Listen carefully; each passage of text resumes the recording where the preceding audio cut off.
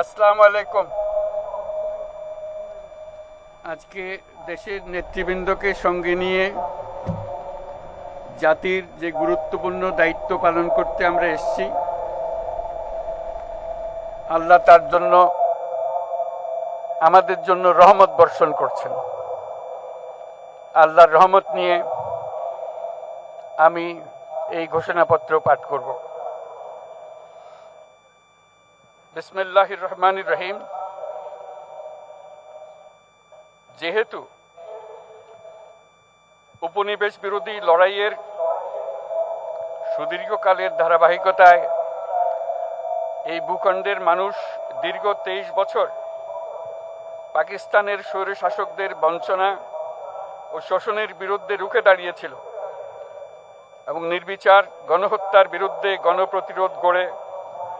1971 সালে 26শে মার্চ স্বাধীনতা ঘোষণা করে রক্তক্ষয়ী মুক্তিযুদ্ধের মাধ্যমে জাতীয় মুক্তির লক্ষ্যে বাংলাদেশ রাষ্ট্র প্রতিষ্ঠা করেছিল। এবং যেহেতু বাংলাদেশের আপামর জনগণ দীর্ঘ আন্দোলন সংগ্রামের মধ্য দিয়ে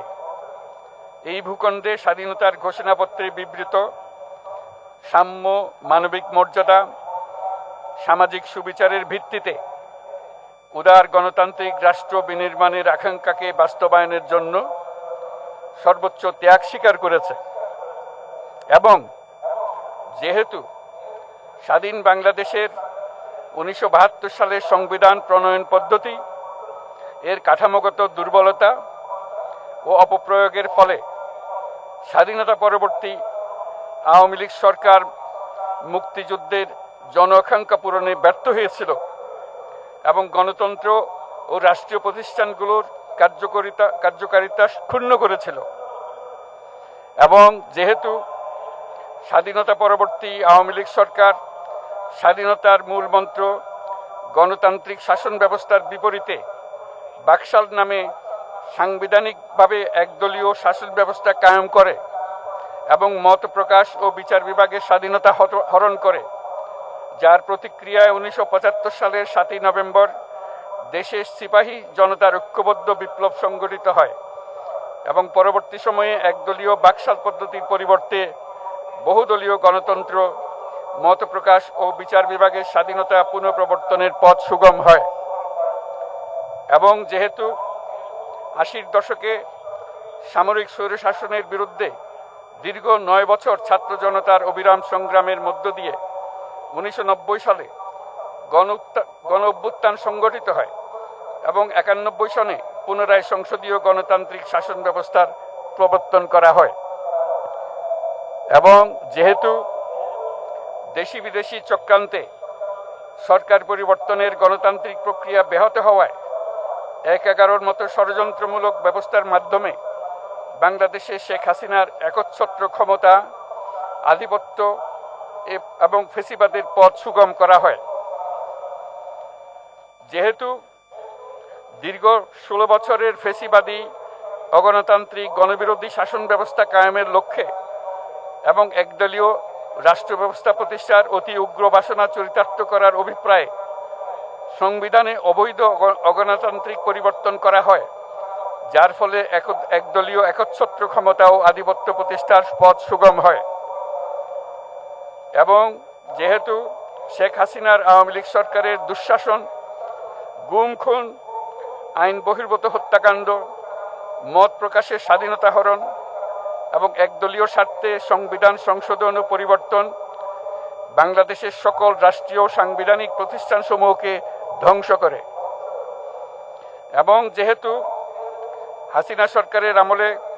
তারই নেতৃত্বে একটি চরম গণবিরোধী, একতান্ত্রিক ও মানবাধিকার হরণকারী শক্তি বাংলাদেশকে একটি ফেসিবাদী, মাফিয়া এবং ব্যর্থ রাষ্ট্রের রূপ দিয়ে আন্তর্জাতিকভাবে বাংলাদেশের ভাবমূর্তি ক্ষুণ্ণ করে, এবং যেহেতু তথাকথিত উন্নয়নের নামে শেখ হাসিনার ফেসিবাদী নেতৃত্বে সীমাহীন দুর্নীতি, ব্যাংক লুট, অর্থ পাচার ও অর্থনৈতিক প্রতিষ্ঠানগুলিকে ধ্বংসের মধ্যে দিয়ে বিগত পতিত দুর্নীতিবাজ আওয়ামী লীগ সরকার বাংলাদেশ ও এর অমিত অর্থনৈতিক সম্ভাবনাকে বিপর্যস্ত করে তোলে এবং পরিবেশ, প্রাণ বৈচিত্র্য ও জলবায়ুকে বিপন্ন করে। এবং যেহেতু শেখ হাসিনার ফ্যাসিস্ট সরকারের বিরুদ্ধে রাজনৈতিক দল, ছাত্র শ্রমিক সংগঠন সহ সমাজের সর্বস্তরের জনগণ গত প্রায় 16 বছর যাবৎ নিরন্তর গণতান্ত্রিক সংগ্রাম করে জেল জুলুম, হামলা মামলা, গুম খুন ও বিচার বহির্ভূত হত্যাকাণ্ডের শিকার হয়। এবং যেহেতু বাংলাদেশে বিদেশি রাষ্ট্রের অন্যায় প্রভুত্ব, শোষণ ও খবরদারিত্বের বিরুদ্ধে এদেশের মানুষের ন্যায়সঙ্গত আন্দোলনকে বহিঃশক্তির তাবেদার আওয়ামী লীগ সরকার নিষ্ঠুর শক্তি প্রয়োগের মাধ্যমে দমন করে। এবং যেহেতু অবৈধভাবে ক্ষমতা অব্যাহত রাখতে আওয়ামী লীগ সরকার 3টি প্রহসনের নির্বাচনে এর জাতীয় সংসদ নির্বাচন এদেশের মানুষকে ভোটাধিকার ও প্রতিনিধিত্ব থেকে বঞ্চিত করে। যেহেতু আওয়ামী লীগ আমলে ভিন্ন মতের রাজনৈতিক নেতাকর্মী, শিক্ষার্থী, তরুণদের নিষ্ঠুরভাবে নির্যাতন করা হয় এবং সরকারি চাকুরিতে একচেটিয়া দলীয় নিয়োগ এবং কোটাভিত্তিক বৈষম্যের কারণে ছাত্র, চাকুরি প্রার্থী, নাগরিকদের মধ্যে চরম ক্ষোভের জন্ম হয়।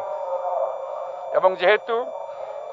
বিরোধী রাজনৈতিক দল সংগঠনের উপর চরম নিপীড়নের ফলে দীর্ঘদিন ধরে জনরোষের সৃষ্টি হয় এবং জনগণ সকল বৈধ প্রক্রিয়া অবলম্বন করে ফ্যাসিবাদ বিরোধী লড়াই চালিয়ে যায়। এবং যেহেতু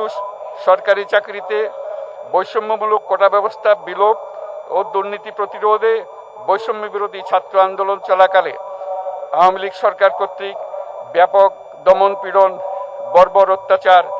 মানবতা বিরোধী হত্যাকাণ্ড চালানো হয়, যার ফলে সারা দেশে দলমত নির্বিশেষে ছাত্র জনতার উত্তাল গণবিক্ষোভ গণ অভ্যুত্থানের রূপ নেয়। এবং যেহেতু ফ্যাসিস্ট শক্তির বিরুদ্ধে অদম্য ছাত্র জনতার অভ্যুত্থানে রাজনৈতিক দল, ধর্মীয়, সামাজিক, সাংস্কৃতিক, পেশাজীবী, নারী ও শ্রমিক সংগঠনসমূহ সমাজের সকল স্তরের মানুষ যোগদান করে এবং আওয়ামী ফ্যাসিবাদী বাহিনী রাজপথে নারী, শিশু সহ প্রায় 1000 মানুষকে নির্বিচারে হত্যা করে, অগণিত মানুষ পঙ্গুত্ব, অন্ধত্ব বরণ করে। আন্দোলনের চূড়ান্ত পর্যায়ে সামরিক বাহিনীর সদস্যগণ জনগণের গণতান্ত্রিক লড়াইকে সমর্থন প্রদান করে। এবং যেহেতু অবৈধ শেখ হাসিনা সরকার পতন, ফ্যাসিবাদী ব্যবস্থার বিলোপ এবং নতুন রাজনৈতিক বন্দোবস্তের লক্ষ্যে বৈষম্য বিরোধী ছাত্র আন্দোলনের ডাকে জনগণ অসহযোগ আন্দোলন শুরু করে, পরবর্তী সময়ে 5ই আগস্ট ঢাকা অভিমুখে লং মার্চ পরিচালনা করে এবং ফ্যাসিবাদ বিরোধী আন্দোলনরত সকল রাজনৈতিক দল, ছাত্র জনতা তথা সর্বস্তরের সকল শ্রেণীর পেশার আপামর জনসাধারণ তীব্র আন্দোলনের চূড়ান্ত পর্যায়ে গণভবনমুখী জনতার উত্তাল যাত্রার মুখে ফ্যাসিস্ট হাসিনা 5ই আগস্ট 2024 তারিখে পদত্যাগ করে দেশ ছেড়ে পালিয়ে যেতে বাধ্য হয়। এবং যেহেতু বাংলাদেশের রাজনৈতিক ও সাংবিধানিক সংকট মোকাবেলায় গণ অভ্যুত্থানের মধ্য দিয়ে ব্যক্ত জনগণের সার্বভৌমত্বের প্রত্যয় ও প্রয়োগ রাজনৈতিক ও আইনি উভয় দিক থেকে যুক্তিসঙ্গত, বৈধ ও আন্তর্জাতিকভাবে স্বীকৃত। এবং যেহেতু জনগণের দাবি অনুযায়ী এরপর অবৈধ দ্বাদশ জাতীয় সংসদ ভেঙে দেওয়া হয় এবং সংবিধানের 106 অনুচ্ছেদ অনুসারে সুপ্রিম কোর্টের মতামতের আলোকে সাংবিধানিকভাবে ডক্টর মোহাম্মদ ইউনূসের নেতৃত্বে 8ই আগস্ট 2024 তারিখে একটি অন্তর্বর্তীকালীন সরকার গঠন করা হয়। এবং যেহেতু বাংলাদেশের সর্বস্তরের জনগণের ফ্যাসিবাদ বিরোধী তীব্র আকাঙ্ক্ষা এবং ছাত্র জনতার অভ্যুত্থানের মধ্য দিয়ে ফ্যাসিবাদ, বৈষম্য, দুর্নীতিমুক্ত সমাজ ও রাষ্ট্র বিনির্মাণের অভিপ্রায় প্রকাশিত হয়, সেই হেতু বাংলাদেশের জনগণ সুশাসন ও সুষ্ঠু নির্বাচন, ফ্যাসিবাদী শাসনের পুনরাবৃত্তি রোধ, আইনের শাসন, অর্থনৈতিক ও সামাজিক ন্যায় বিচার নিশ্চিত করার লক্ষ্যে নিয়মতান্ত্রিক উপায়ে বিদ্যমান সংবিধান ও সকল রাষ্ট্রীয় সাংবিধানিক প্রতিষ্ঠানের গণতান্ত্রিক সংস্কার সাধনের অভিপ্রায় ব্যক্ত করে। এবং সেহেতু বাংলাদেশের জনগণ বিগত 16 বছরের দীর্ঘ ফেসিবাদ বিরোধী আন্দোলন সংগ্রামকালে এবং 2024 সালের জুলাই গণঅভ্যুত্থানকালীন সময়ে ফ্যাসিস্ট আওয়ামী লীগ সরকার কর্তৃক সংগঠিত গুম-খুন, হত্যা, গণহত্যা, মানবাধিকার বিরোধী অপরাধ ও সকল ধরনের নির্যাতন, নিপীড়ন ও রাষ্ট্রীয় সম্পত্তি লুণ্ঠনের অপরাধসমূহের দ্রুত উপযুক্ত বিচারের দৃঢ় অভিপ্রায় ব্যক্ত করছে। সেহেতু বাংলাদেশের জনগণ জুলাই জনগণের সকল শহীদদের জাতীয় বীর হিসেবে ঘোষণা করে শহীদদের পরিবার, আহত যোদ্ধা এবং আন্দোলনকারী ছাত্র জনতাকে প্রয়োজনীয় সকল আইনি সুরক্ষা দেওয়ার অভিপ্রায় ব্যক্ত করেছে। এবং সেহেতু বাংলাদেশের জনগণ যুক্তিসঙ্গত সময়ে আয়োজিতব্য অবাধ ও সুষ্ঠু ও নিরপেক্ষ একটি নির্বাচনের মাধ্যমে গঠিত জাতীয় সংসদে প্রতিশ্রুত প্রয়োজনীয় সাংবিধানিক সংস্কারের মাধ্যমে দেশের মানুষের প্রত্যাশা, বিশেষত তরুণ প্রজন্মের আকাঙ্ক্ষা অনুযায়ী আইনের শাসন ও মানবাধিকার, দুর্নীতি, শোষণমুক্ত, বৈষম্যহীন ও মূল্যবোধ সম্পন্ন সমাজ এবং গণতান্ত্রিক রাষ্ট্র ব্যবস্থা প্রতিষ্ঠার অভিপ্রায় ব্যক্ত করেছে। এবং সেহেতু বাংলাদেশের জনগণ এই প্রত্যাশা ব্যক্ত করছে যে একটি পরিবেশ ও জলবায়ু সহিষ্ণু, অন্তর্ভুক্তিমূলক, টেকসই উন্নয়ন কৌশলের মাধ্যমে বর্তমান ও ভবিষ্যৎ প্রজন্মের অধিকার সংরক্ষিত হবে। এবং সেহেতু বাংলাদেশের জনগণ এই অভিপ্রায় ব্যক্ত করছে যে ছাত্র গণঅভ্যুত্থানের